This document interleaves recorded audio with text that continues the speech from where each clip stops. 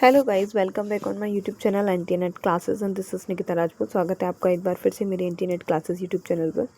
And guys, अब यहाँ पर मैं एक बहुत ही इंपॉर्टेंट टॉपिक लेकर आई हूँ। ये टॉपिक यूजीसी नेट पेपर 1 की यूनिट 1 टीचिंग एप्टीट्यूड से एक टॉपिक है जो कि काफ़ी इम्पॉर्टेंट है। अगर आप यूजीसी नेट एग्ज़ाम देने जा रहे हैं या सीटेट यूपीटेट, उसमें भी मतलब कोई भी टीचिंग एग्ज़ाम हो, काफ़ी अच्छा ये टॉपिक है। तो चलिए स्टार्ट करते हैं बिना किसी देरी के। देखिए यहाँ पर आप देख पा रहे होंगे, तो यहाँ पर बेंजामिन ब्लूम, जिसने 1956 में ब्लूम टैक्सोनॉमी के नेम से ये दिया था। Bloom taxonomy mainly teaching objective से रिलेटेड है, जिसको उन्होंने स्टूडेंट के अकॉर्डिंग 3 पार्ट्स में डिवाइड किया था। 3 पार्ट इन द सेंस कि 3H में डिवाइड किया था। क्या है वो 3H, तो यहाँ समझते हैं। तो पहला जो H है वो है हेड, जिसमें कि आपकी जितने भी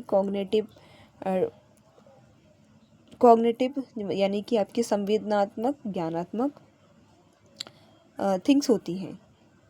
ठीक है, यहाँ पर जितने भी इसका संबंध जो होता है वो बौद्धिक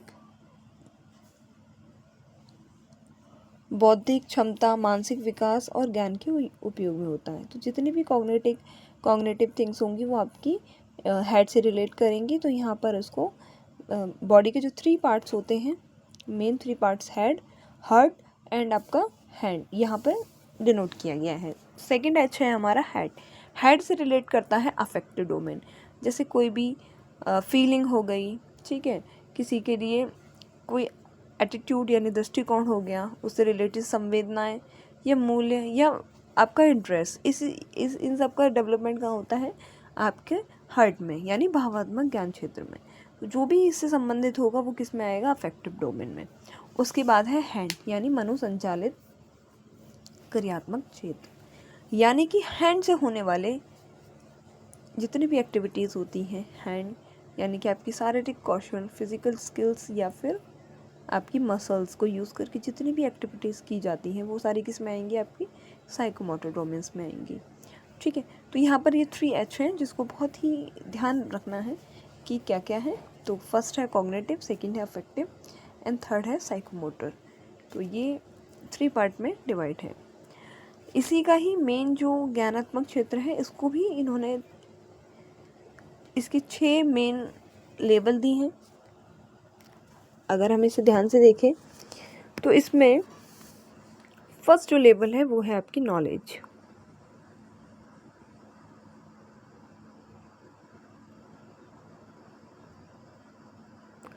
नॉलेज यहाँ ये सबसे लो लेवल होता है और इसमें जितनी भी आपकी इंफॉर्मेशन होती हैं और वो जैसे कि आपने जो भी थिंग आपने लर्न करी हैं वो एज इट इज़ इसमें बनी रहती हैं। ठीक है, ज्ञान, आपका प्रीवियस ज्ञान, ठीक है, जितनी भी इंफॉर्मेशन अब तक मिली है वो कहाँ होंगी, आपकी नॉलेज। उसी के बेस पर बच्चा चीज़ों को समझना, अपना माइंड का यूज़ करके उसको सॉल्व करना समझता है। उसके बाद है बोध, यानी कॉम्प्रहेंसिव। इसमें क्या होगी, जो उसको याद रखने में भी काफ़ी नहीं होता, इसमें केवल याद रखना ही काफ़ी नहीं होता, बल्कि तथ्यों को अर्थ समझने और उन्हें अपने शब्दों में व्यक्त करने की क्षमता शामिल होती है। ठीक है, नॉलेज में जैसे बच्चा होता है उसे हम एप्पल दिखाते हैं तो वो बताता है कि एप्पल इज़ रेड, तो जो उसकी ये नॉलेज है। उसके बाद कॉम्प्रीहेंशन, कि अच्छा वो अगर ऑरेंज दिखाएं तो ये ऑरेंज है, इसका कलर डिफरेंट है, तो ये क्या है, ये उसको याद नहीं करता, वो उसे समझने की भी कोशिश करता है कि different food has different colour. उसके बाद है उपयोग, यानी कि एप्लीकेशन। एप्लीकेशन में क्या है, यह स्तर अमूर्त ज्ञान और सैद्धांतिक नियमों को मूर्त, वास्तविक या व्यवहारिक परिस्थितियों में लागू करने से संबंधित है। ठीक है, अमूर्त ज्ञान, यहाँ पर वो क्या करेगा, किसी भी डिफ़िकल्टीज लेवल या किसी भी क्वेश्चन को देखकर उसका उपयोग करना सीखेगा। ठीक है, उसके थ्रू उसको अर्थ निकालने, उसको समझने में कोशिश करेगा। उसके बाद है एनालिसिस में क्या होता है, विश्लेषण। इसमें दी गई सामग्रियाँ सूचना को छोटे छोटे भागों में विभाजित करके उनके मूल तत्वों को, संबंधों को समझना शामिल है।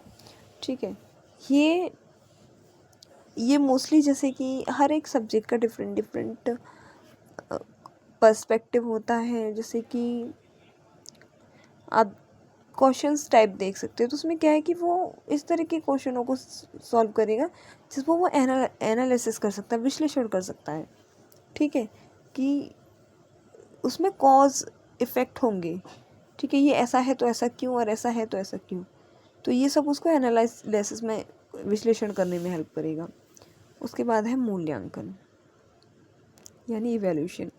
ये स्तर तार्किक आधार पर किसी सामग्री, नियम या विचार को मूल्य आंकने और साक्ष्य के आधार पर निर्णय लेने की क्षमता से जुड़ा है।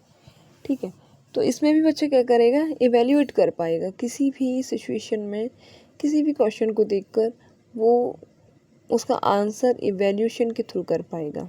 ठीक है, कि इस पे ये रूल अप्लाई होता है तो ऐसा है।